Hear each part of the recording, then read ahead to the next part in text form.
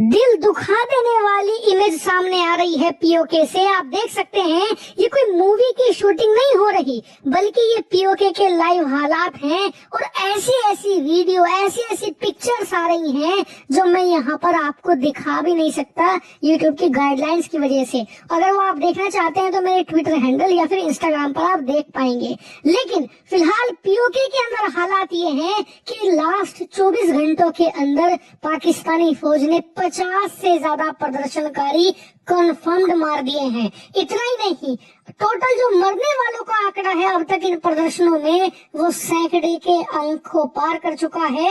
यहाँ तक कि अल जजीरा और पश्चिमी देशों की मीडिया ने भी इस बात को अब आखिरकार मानना शुरू कर दिया है कि पाकिस्तान की फौज इस समय पीओके में जो कर रही है वो कोई प्रोटेस्ट दबाना नहीं है। वो तो देखने में ऐसा लग रहा है कि सालों की दुश्मनी थी और अब पाकिस्तान की फौज पीओके के लोगों से वो दुश्मनी निकाल रही है। और ये बात पाकिस्तान के मुंह से खुद निकल भी गई। आप स्क्रीन पर देखिए, ये आदमी कोई ऐरा गैरा नहीं है, बल्कि पाकिस्तान का रक्षा मंत्री है। और ये क्या कह रहा है कि पीओके के लोग हमारे अब ऐसे ही दुश्मन हैं जैसे कि भारत। यानी कि वो कह रहे हैं खुले तौर पर कि पीओके के लोगों में और भारत के लोगों में हमारी नजरों में कोई डिफरेंस नहीं रहा। और पीओके के लोगों के लिए सबसे शॉकिंग बात तो ये है कि जो पाकिस्तान की फौज 78 साल से उन्हें आजादी का चूर्ण बेच रही है कि श्रीनगर मिला देंगे, पूरे कश्मीर को एक कर देंगे, अलग देश बना देंगे,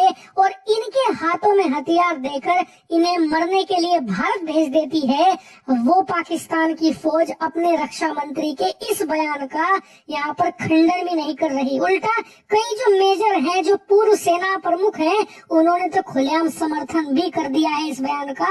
और अब वो भी यही बात कह रहे हैं कि पीओके के लोग हमारे दुश्मन है। और ये देखकर पाकिस्तान ऑक्युपाइड कश्मीर के वो लोग जो अब भी पाकिस्तानी फौज के लिए काम करते हैं, पीओके में आतंकी कैंप चलाते हैं, वो भी सदमे में जा चुके हैं। उन्हें समझ नहीं आ रहा कि वो काम किस शैतान के लिए कर रहे थे अब तक। वो शैतान अब उन्हें ही मारने को तैयार है। लेकिन भारत के लिए जो बात अच्छी हुई है वो ये कि ख्वाजा आसिफ यानी कि पाकिस्तान के रक्षा मंत्री के इस बयान के बाद प्रदर्शनों की रफ्तार डबल हो गई है और साथ ही वायलेंस भी जबरदस्त हो रहा है, जिस वजह से पीओके में पाकिस्तान को लेकर अभी तक जो गुस्सा था ना, वो गुस्सा अब नफरत में बदलने लगा है। और आप सब लोग जानते हैं कि गुस्से को शांत किया जा सकता है, लेकिन नफरत एक बार जब बन जाए ना, उसे मिटाया नहीं जा सकता। पीओके में पाकिस्तान का ये क्रैकडाउन बहुत ही भयंकर तरीके से उल्टा पड़ रहा है पाकिस्तान की फौज पर। और इसके नतीजे आपको पता है दिखेंगे, जब यह प्रदर्शनों का दौर रुकेगा ना, उसके बाद पाकिस्तानी फौज के लिए पीओके में घुसना असंभव हो जाएगा। और ये बात तो मैं आपको दर्जनों बार बता चुका हूँ कि पाकिस्तान की फौज भारतीय कश्मीर में अब तक जो भी कांड करवाती है वो सब कुछ होता है पीओके में लोकल सपोर्ट की वजह से। आप वो लोकल सपोर्ट खत्म कर दो, पाकिस्तान की फौज कुछ भी तो नहीं कर पाएगी। और अब ये जो लोकल सपोर्ट उन्हें मिला हुआ था पीओके में, इसकी जड़ वो खुद काटने पर उतारू है। क्योंकि इस बार पाकिस्तान सिर्फ कुल्हाड़ी नहीं मार रहा पैर पर, बल्कि कुल्हाड़ी पड़ी हुई थी साइड में, उस पर जाकर उन्होंने अपना सर दे मारा है। और ये बात मैं मान रहा हूँ कि पीओके के लोगों के खिलाफ जो हिंसा हो रही है ये गलत है, लेकिन भारतीय रणनीति की प्योरली मैं बात करूँ तो इससे ज्यादा बेहतर कुछ नहीं हो सकता। लेकिन मैं फिर वही गलती दोहराऊंगा जो भारत इस समय कर रहा है कि इस समय लोहा बहुत ज्यादा गर्म है पीओके का। भारत को दनादन हथौड़े बजाने चाहिए, लेकिन भारत कुछ ज्यादा खास करता नहीं दिख रहा।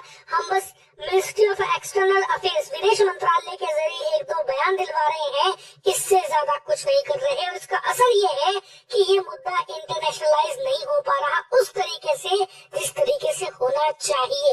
इसलिए मेरे हिसाब से भारत को एक प्रॉपर कैंपेन लॉन्च करना चाहिए और इस